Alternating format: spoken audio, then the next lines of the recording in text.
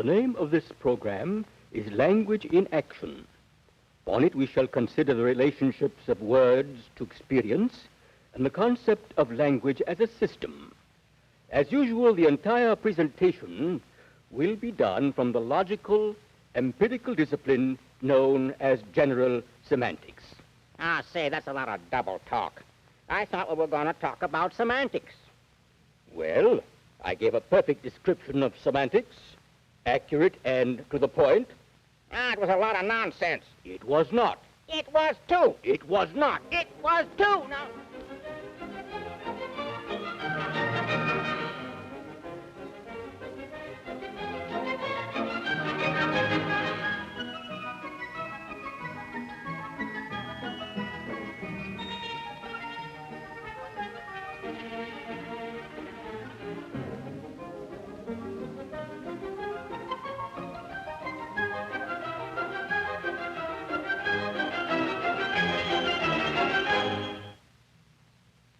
Well, at least we are agreed that it is time to introduce our senior colleague, Dr. S.I. Hayakawa.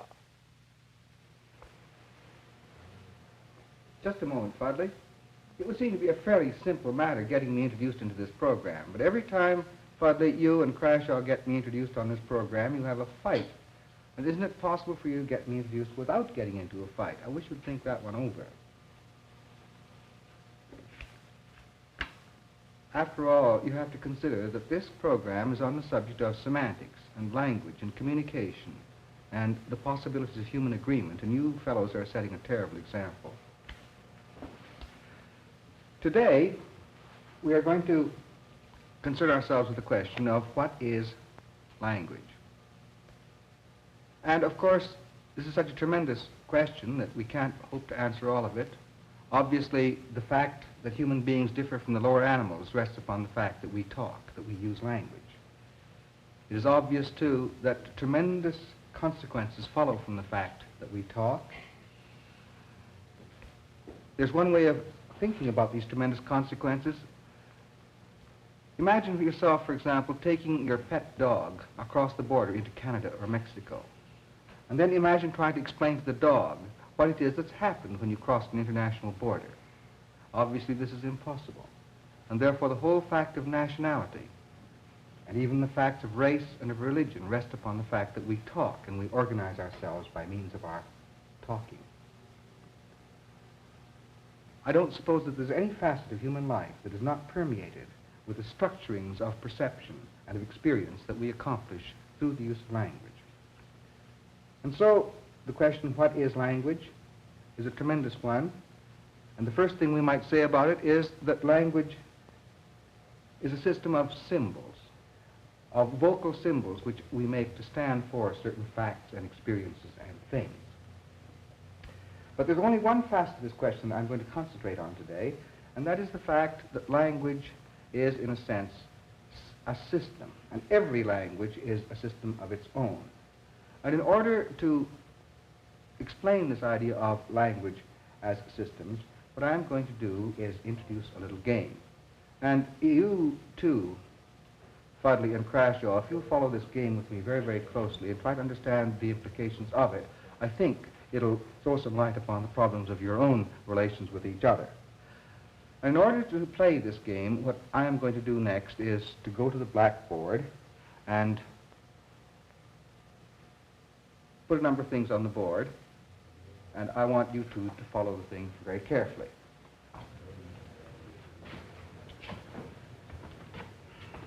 This is the game.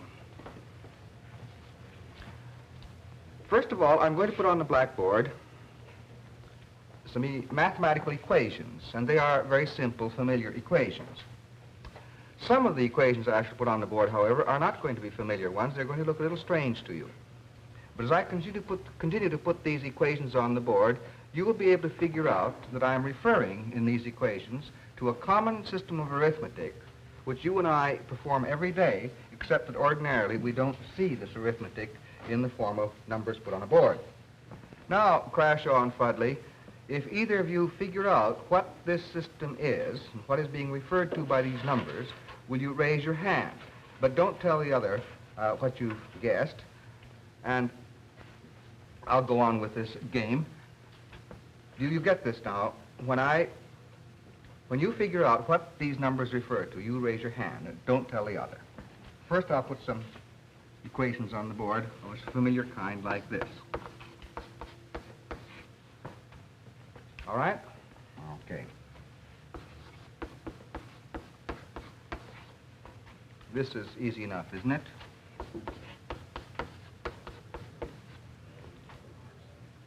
Now,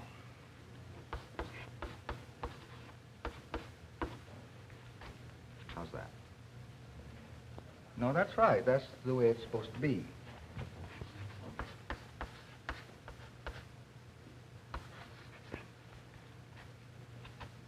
You figured out yet? Doesn't make sense? All right, let's try some more. See if you can figure it out.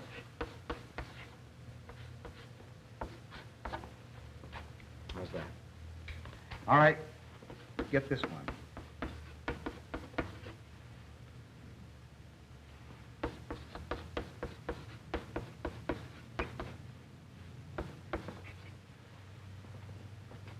Anything coming through yet? All right, follow up some more.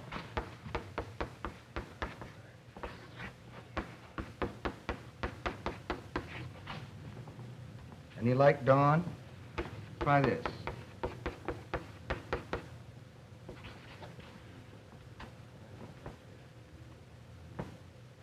No results? All right, follow this.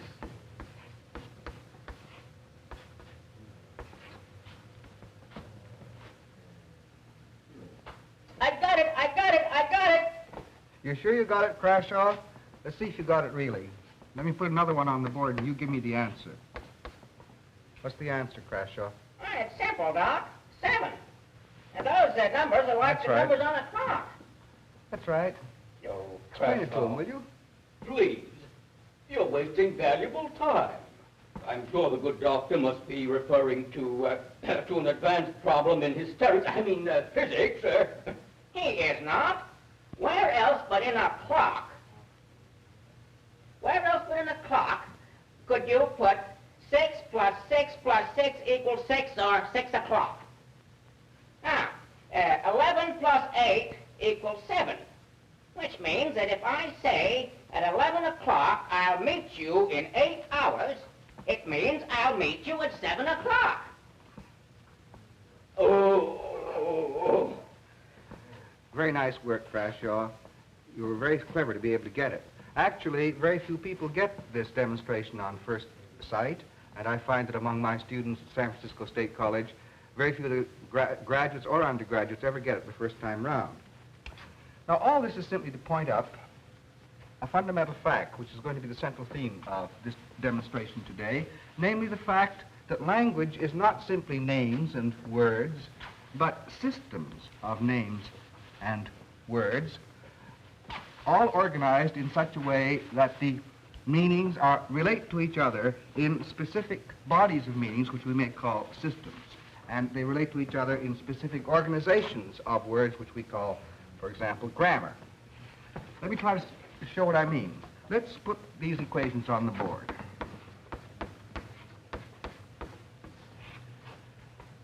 In the ordinary system of everyday arithmetic, this equation, 6 plus 6 plus 6 equals 18, makes perfectly good sense. But if you were looking at it from the point of view of the clock face, notice that this is not a meaningful statement because on the clock face, the number 18 doesn't even occur. And therefore, from the point of view of the clock face arithmetic, we'll have to regard this as a nonsense statement. Similarly, if you put down the equation 6 plus 6 plus 6 equals 6, from the point of view of the ordinary arithmetic, this clock face arithmetic is obviously absurd and erroneous. In other words, the point I'm trying to make is that the validity of a statement, the meaning of a word, depends upon the system in which it is found. And independently of the system, it has no meaning. And furthermore, that words or statements in one system may be meaningless or absurd when interpreted in terms of a different system altogether. I'd like to enlarge for a moment on this concept of systems. Let's think of the English language as one huge language system with certain subsystems like the language of Britain as opposed to American English, as opposed to Australian English, as opposed to Scotch English. These are the major systems. But within, let us say, the system of American English itself, there are subsystems. For example, you may have the dialect of New England. And in the southern states, you have a somewhat different system. And in the southwestern states, Texas, for example, still a different system seems to be operating. And in the Middle West, still another system is operative. And in a sense, this is always true, that a statement made within one system may seem illogical or absurd or meaningless when interpreted from the framework of different systems altogether. And a simple way of illustrating this in a more condensed way is to take a statement like, he had 3 strikes in a row. In baseball, it means he's out. In bowling, it means he's doing fine. And every now and then, these peculiar systems of language are selected for their novelty to call attention to an utterance in, for example, radio commercials, as you sometimes find. Let's turn back.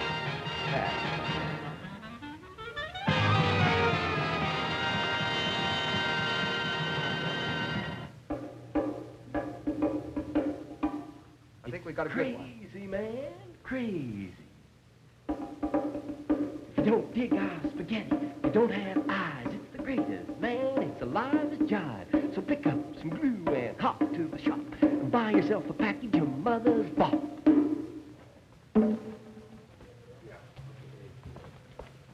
Well, there's an example of a system. That's one that, let's hope, doesn't last very long. There are all sorts of other examples of system, of course. Supposing you hear a New England person say something like, put a couple of eggs in the spider for me, will you? Most of us from other parts of the country don't know how to react because we can't imagine a situation in which someone would want a couple of eggs poured on top of an arachnid. Seems to me, Fuddley, that you were talking to me about regional differences of speech a few days ago. About Pennsylvania, weren't you telling me about? Would you give us an example of that? Why, yes, I'll be glad to oblige.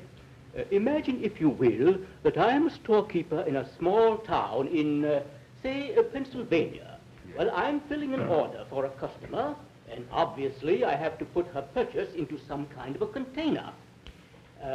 So I turn to my new assistant and say, will you give me a poke, please? And you say give you a poke? Oh, Will I? oof, Take that. woof, And that. oof. Now, here, stop that, you ruffian. What do you mean, ruffian? You asked for it, didn't you? You said, give me a poke. What I meant was, give me a paper bag. A poke. That's what I meant when I said, give me a poke. Oh! Now stop that. Gentlemen, look, you're only acting this. You don't have to take it quite so seriously. Thank you very, very much, nevertheless. You did a beautiful job. But what Fuddley and Crashaw are trying to illustrate here does illustrate a very fundamental point, that sometimes we react to things which were not intended, which were never meant, because we have not understood the language in which the statement was made. We have not understood, in other words, the system in which the given statement belongs. And therefore, sometimes we imagine ourselves to have been insulted when no insult was intended. And sometimes we reply to arguments that were never made. And this is all because, as I say, we do not happen to know the system. I wonder if you can't give a friendly demonstration this time, Crashaw, Fuddley, in which you have an example. Let me try to figure one out for you. An example in which people between themselves talk within a system that is known to themselves, but to people outside that particular group, this system is incomprehensible. Could you work out an example like that, gentlemen? Sure, Doc. Here's one. All right, go ahead. Well, hey, JF, I got a great idea for that new account. Yes? Yeah. I've been pitching mashy shots at the green, and I may have holed one out. Well, let's run it up the flagpole and see who salutes it. I don't know, though.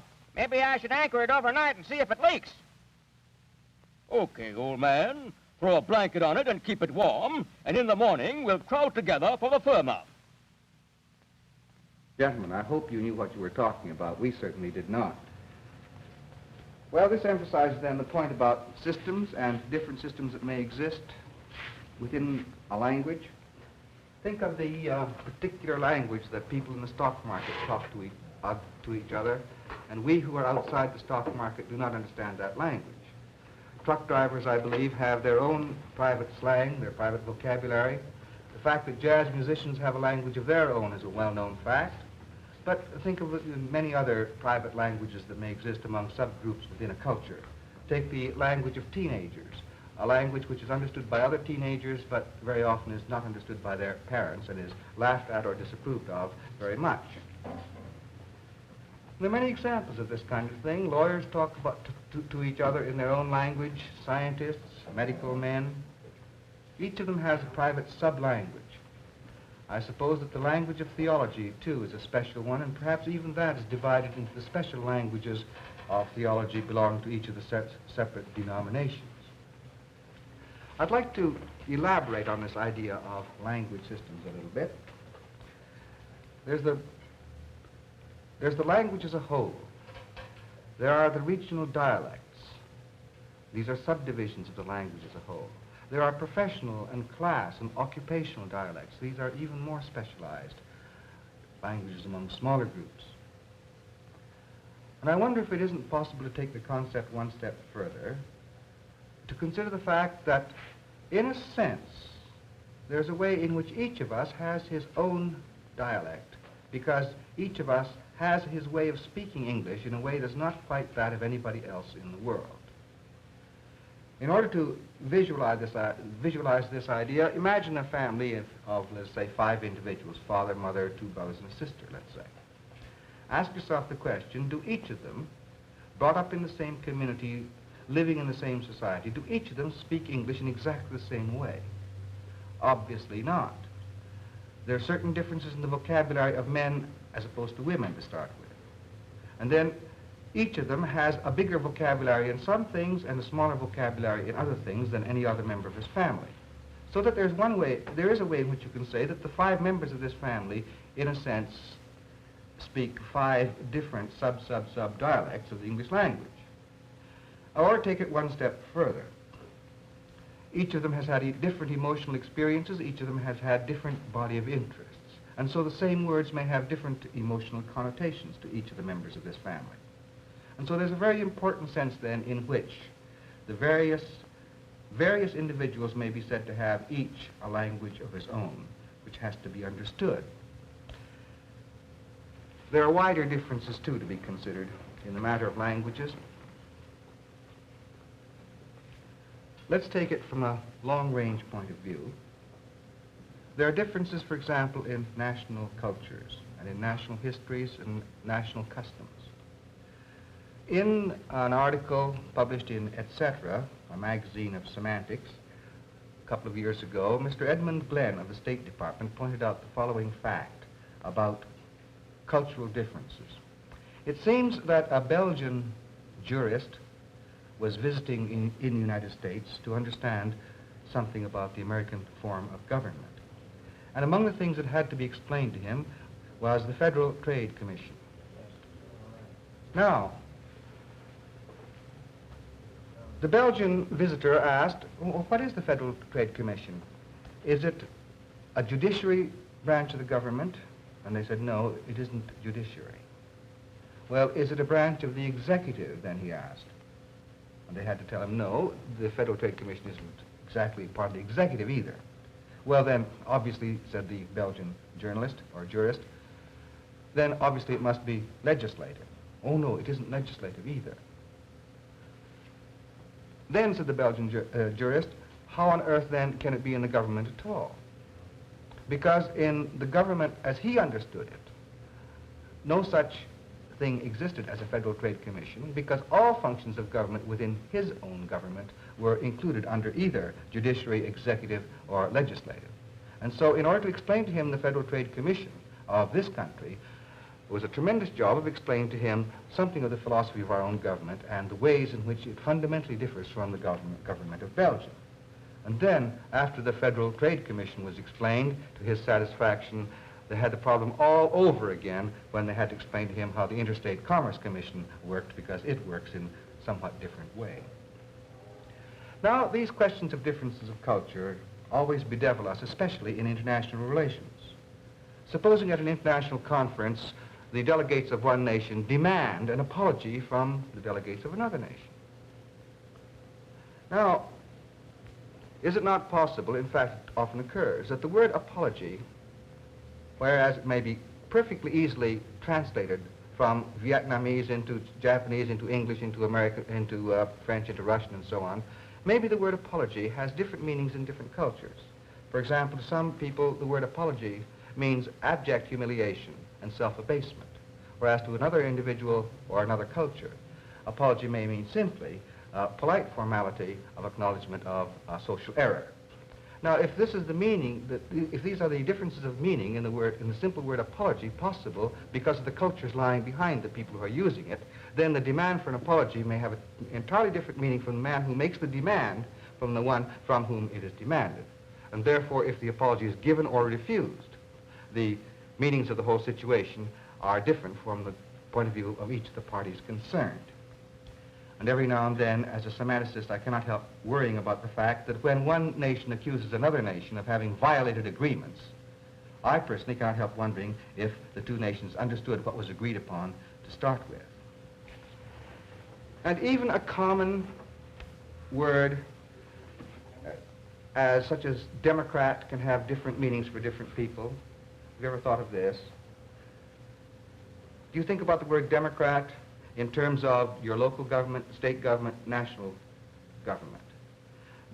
How does the word Democrat, how is the word affected in its meaning and its connotations for you because of the fact that you have relatives on the state payroll who either lost their jobs or got their jobs because a Democratic regime was in office?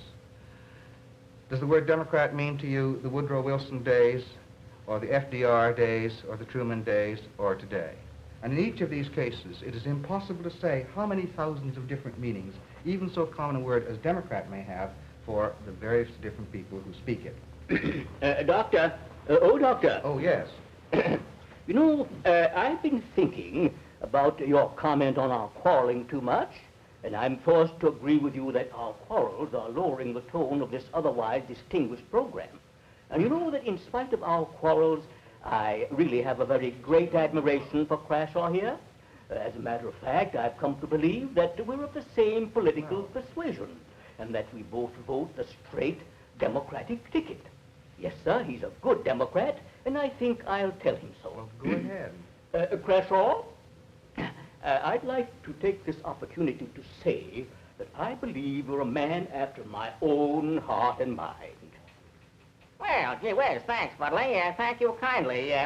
Maybe we do think the same after all. Yes, sir, Crashaw.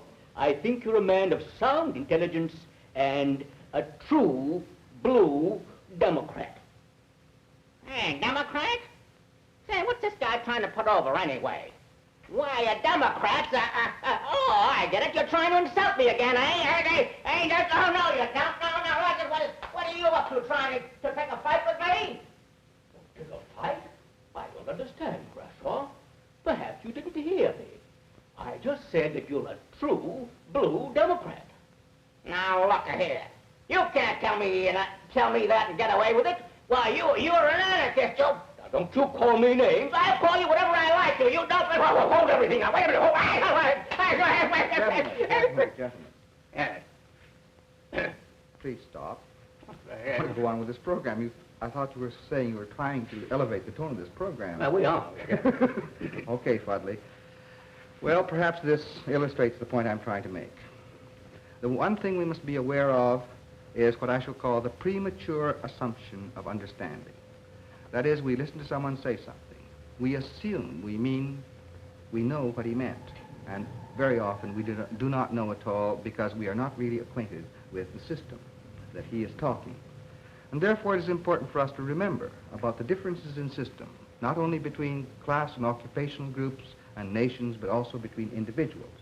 And we must be sure to know what was said before we argue back, because we may be replying to something that was not said at all, to something that was not at so intended. And in order to pursue some further reflections on this matter, perhaps some of you would like to do some reading. And for this purpose, I brought along a few books which you might like to look into. Of course, let me see, here they are.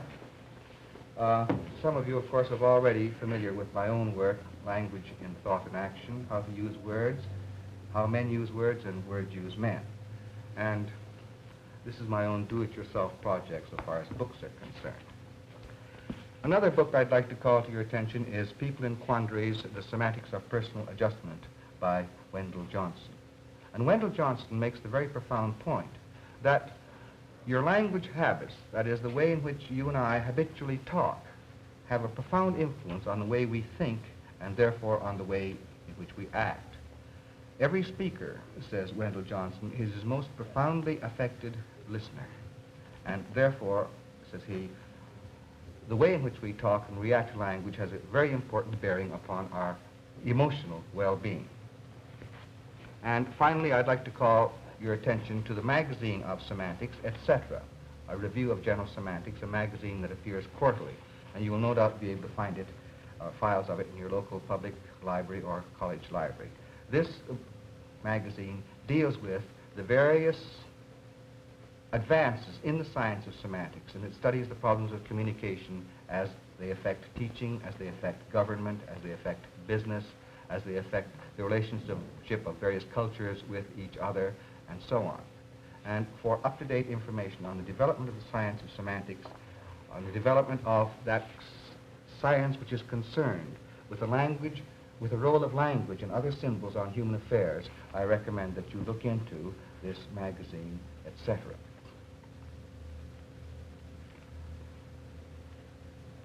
The magazine also contains book reviews of the latest books in the field, and every now and then we have illustrated articles and other items which will improve your awareness of communicative processes. Well, I'm very grateful to you for your attention, and I look forward with the greatest pleasure to seeing you again on the next of this series of programs.